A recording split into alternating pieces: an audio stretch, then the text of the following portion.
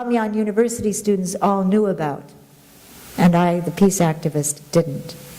Do Americans care more about noses than fingers? It's a crude question, it's a ghastly question, but I think we have to face up to the cost of war, to the horrors of war, to the experiences of warfare that cause so much sorrow that these youngsters in the Afghan Youth Peace Volunteers, in spite of the fact that fathers and uncles have been killed, in spite of the fact that they've been displaced by war, they never want to retaliate.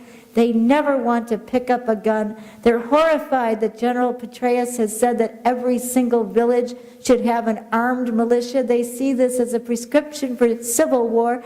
And they really went to town on the December review that the U.S. military under President Obama had issued and critiqued it. And they wrote their own December review, which talked about 850 children dying every day as a crucial issue that Afghans face.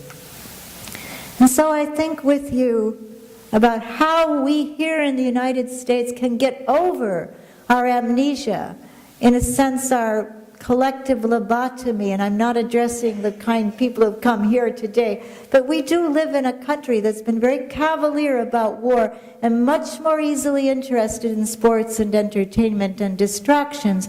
And I think of one particular moment, it's again in my own life, when I think I was hearing the sorrow of war. It wasn't very easy on my Irish mother. The first time I was ever arrested, it was in the Chicago post office for protesting the reinstatement of draft registration. And some of you might remember that happened under President Jimmy Carter.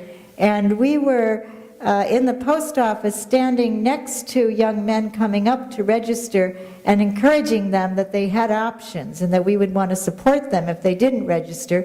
And just to make sure they knew we were there, we sang songs, kind of loudly, in the Chicago post office until we were arrested. And the song that I most remember was one that was written by Padraig Colum. And it's a song that some of you, in terms of the tune, probably sang yourselves, maybe even in your grade school classes, when Johnny comes marching home. But that's not the original song. The original song, written by Padraig Colum, is actually a ballad that was sung about Irish conscripts coming home from the Seychelles Islands. The British government had forced these conscripts into war, and they came back mutilated, maimed, amputees, and suffering the horrors of war. And so Padraig Colum wrote these words: "While going the road to sweet Athy, aroo, aroo. While going the road to sweet Athy, aroo, aroo. While going the road to sweet Athy, a doleful damsel I did espy, with a stick in her hand and a tear in her eye. Oh, Johnny, I hardly knew ya.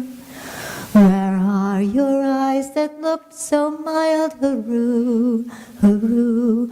Where are your eyes that looked so mild, hooroo, hooroo?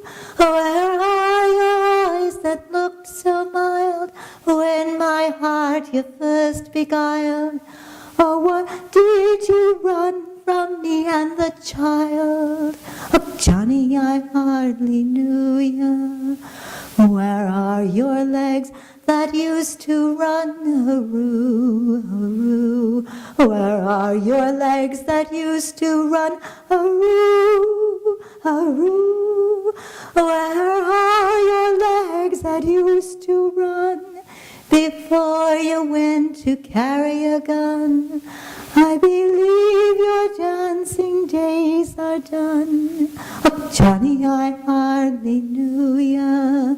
You haven't an arm and you haven't a leg, hooroo, hooroo. You haven't an arm and you haven't a leg, hooroo, hooroo. Oh, you haven't an arm and you haven't a leg. You'll have to be put out with a bowl to beg. You're an eyeless, armless chicken, this egg, but your Peggy will never leave ya.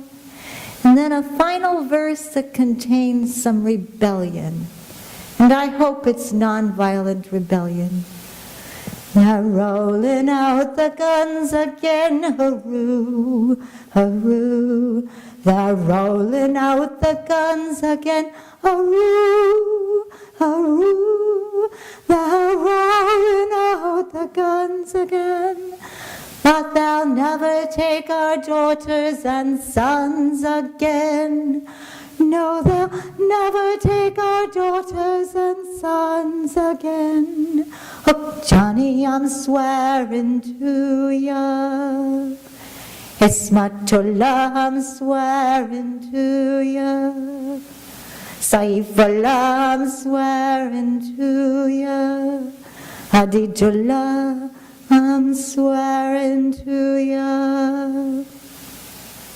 Swear.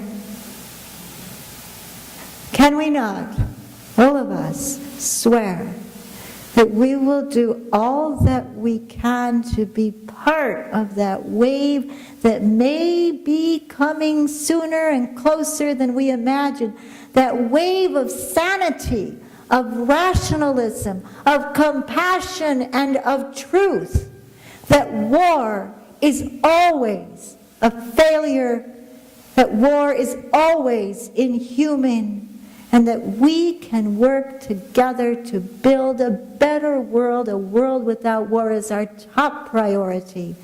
Let's swear it. Thank you.